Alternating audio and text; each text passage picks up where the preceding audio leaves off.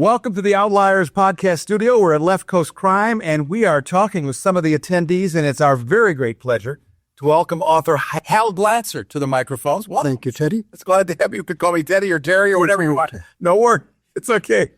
That's not even my real name, so don't feel bad. It's okay.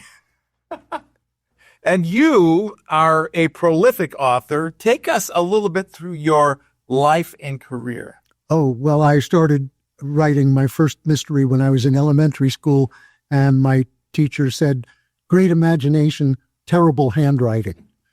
But that launched me, and I wrote nonfiction when I was a journalist in the computer trade press. I wrote a novel about a hacker who gets in trouble with the mob and has to hack his way out. It's called The Trapdoor, and that got me into Mystery Writers of America in 1986. And then when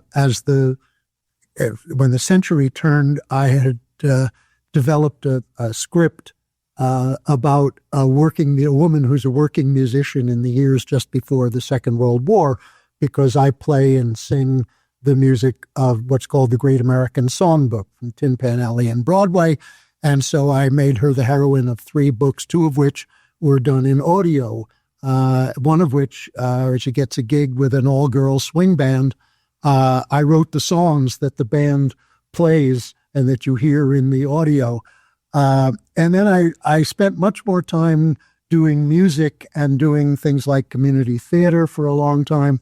But then I had an idea for contemporary situation. I had always been fond of the so-called husband and wife sleuths. Yeah, Mr. and Mrs. North. Mr. and Mrs. North, exactly. Was that because I'm on radio? Exactly. And they were on TV as well in the 50s. I always thought that dynamic was marvelous. Gosh, if only I could, marry a girl who would be a detective, right?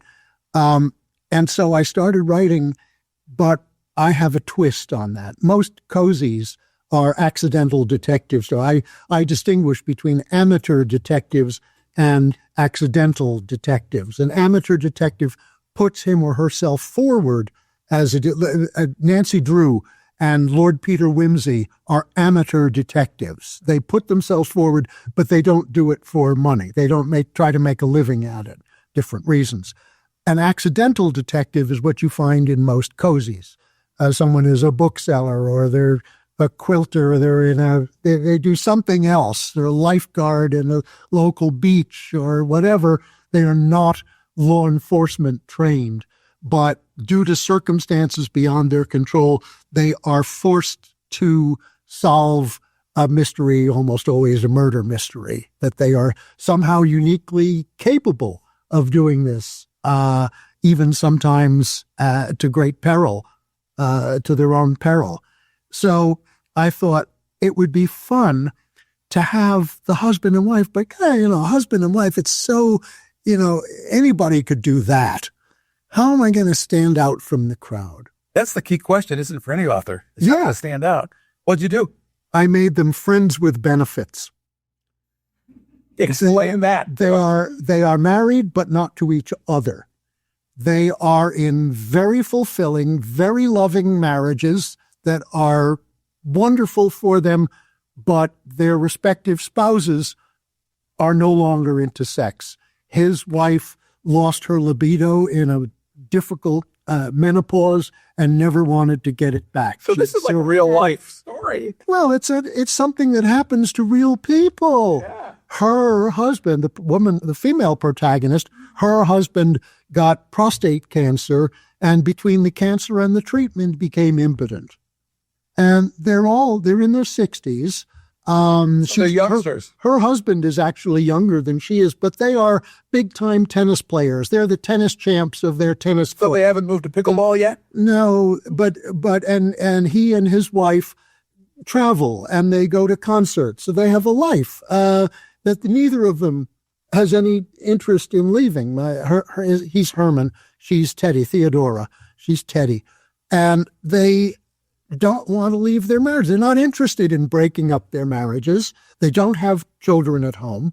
They are very comfortable, and they rent a little place to have their afternooners. And in the first book, The Nest, they wake up one morning. It rarely happens that they can actually spend the night together, but their spouses are away coincidentally. And they wake up the next morning and they look over their balcony and there's the body of their landlord dead in the stream below their balcony. And of course, they are suspected of the murder by the police. And so they have to clear their name, and they wind up going around the city, discovering a lot of civic mischief and finally confronting the real perpetrators. So what kind of research do you do to bring a story like The Nest? You have the story. Come on, what do you need to know? I mean, I've invented the town in which they live. It's a small Rust Belt city, loosely based on places like Buffalo, Syracuse, Rochester, Milwaukee. The towns that have their heyday is past, but people still want to live there because they're comfortable. There's enough to live. It's easy to live there. The second book, The Office Wife, by the end of The Nest, the spouses have been told, and they're okay with it. They know their marriages are not at risk, and, his wife feels, look, this is better than buying a red sports car. It's better than keeping a sweet young thing on a string like, sugar daddy. And for her, her husband just cannot fulfill her. And he's a little less comfortable with the arrangement, but okay. Well, in The Office Wife, his closest colleague at work, his office wife, is found dead. And she's found dead by Herman and Teddy. So the question I pose at the start of the back cover is, if you were in trouble, would you accept help from your wife's lover? I think I'd accept help from anybody. I feel the same. But it is a good question. Yes. I'm going to cough for a second. You can edit this. No, that's all right. This is reality here. What's next? What do you got coming up next? This just came out. And in fact, I'm sorry. That's all right. We'll clean it up. No worries. Good. Sorry. The printer was not able to get The Office Wife here in time. The Nest is in the book room. So what's next on your agenda? We have any other ideas for stories that are coming up? I have a reasonable idea, but I'm not ready to talk about.